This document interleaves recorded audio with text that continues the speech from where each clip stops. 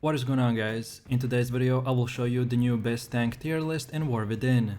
So this game has a bunch of classes and specializations to choose from, but the big question is, what spec is the best tank in the current meta and for your playstyle? I've done a lot of hours of testing and here are the results.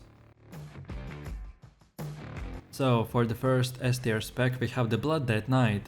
This is a reactive and optimization driven tank who generates as much runic power as possible through spells and abilities, prioritizing the right one at the right time and healing the damage you take back up with the Death Strike.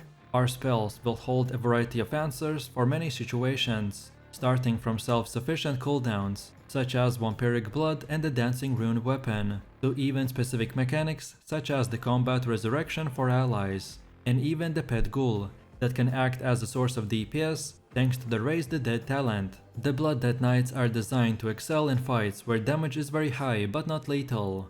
A large portion of our skills will scale off the damage taken, allowing us to heal for more and more as the damage taken gets higher. Obviously, this has a limit when you die, but in the hands of a skilled player, this specialization is forced to be reckoned with. Overall, this tank is the jack of all trades. They have skills for everything, although he may not have the most powerful skills individually.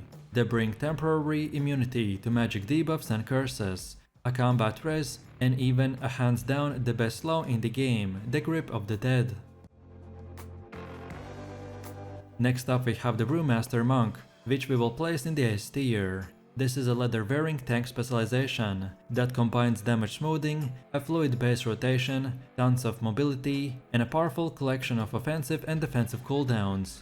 In the years since they were introduced in the midst of Pandaria, the Brewmaster Monks have consistently been one of the top tank specs in the game, and they are usually well represented at the highest levels of rating, although they see very infrequent play at the very highest levels of Keystone dungeons. But Brewmaster is still more than capable of tackling small group content from all the ranges. So overall this spec is a powerful tank, which is capable of surviving all but the most deadly amounts of damage, turning the bulk of it into a unique damage over time effect known as the stagger. So you can smooth out stagger or just dodge it entirely. And this way of taking damage makes the Brewmaster an incredibly desirable specialization for both progression rating and dungeons. On top of this, the Brewmaster offers considerable utility and is incredibly mobile. So now let's move over to the A tier, and for the first one we have the Vengeance Demon Hunter. This is a dual-wielding, leather-wearing tank specialization, with a mix of damage reduction, self-healing and high mobility and enemy control. While he is not fully based around preventing damage like the Protection Warriors, their spells do allow them to reduce significant amount of damage. In addition, this is one of the two specs that can heal based on damage taken, the other one being the Blood Dead Knight. Overall, this spec is the king of mobility in raids and dungeons. In general, they can move around more and more quickly than many other specs, thanks to the Infernal Strike. Additionally, they excel at burst AoV damage, with many abilities dealing AoV and cleave damage. They also excel at dungeon utility, using spells such as the Sigil of Silence and Chaos Nova that help them to control enemy spellcasters for extended periods of time. And now for the last and final A tier spec we have the Guardian Druid. This is a shape-shifting leather-wearing tank specialization, with a mix of damage reduction, self-healing and high mobility and high damage. They get the ability to utilize shape-shifting to maximize their mobility, allowing them to survive one of the most dangerous encounters with these, as their thick hides protect them from great threats.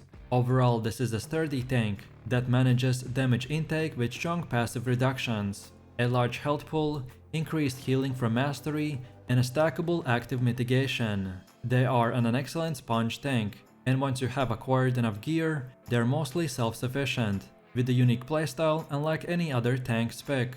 They will bring some utility to raid and mythic plus groups as a tank and very high DPS.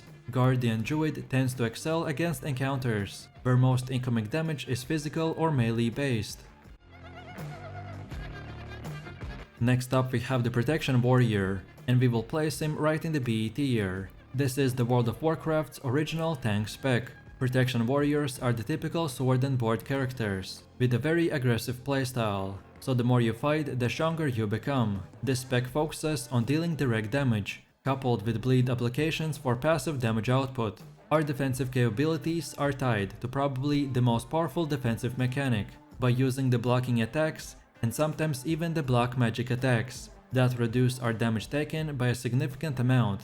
Overall, this spec excels in fights with high amounts of physical damage, or where mobility is needed. Much of the damage they take is mitigated, making their damage intake smooth and predictable. Additionally, they provide a healthy amount of utility, whether it's by crowd control or raid buffs. They are a formidable tank all around, making them a worthy choice in both raids and dungeons.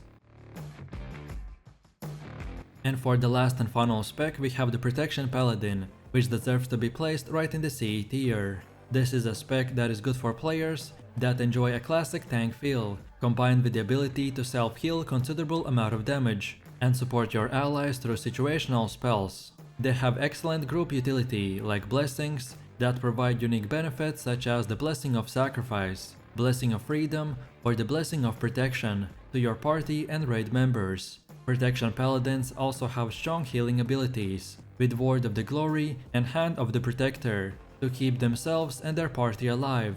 And finally, they're even good at dealing with magic and bleeds, by using a variety of tools, like the Blessing of Protection, Divine Shield, Blessing of the Spell Warding, and a Holy Shield. Additionally, they have passive reduction to all damage through the mastery, the Divine Bulwark.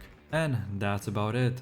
So, if you enjoyed this video, click like, subscribe and comment, and if you're interested in more content, then check out my channel, and I will see you in the next one, so take it easy, peace.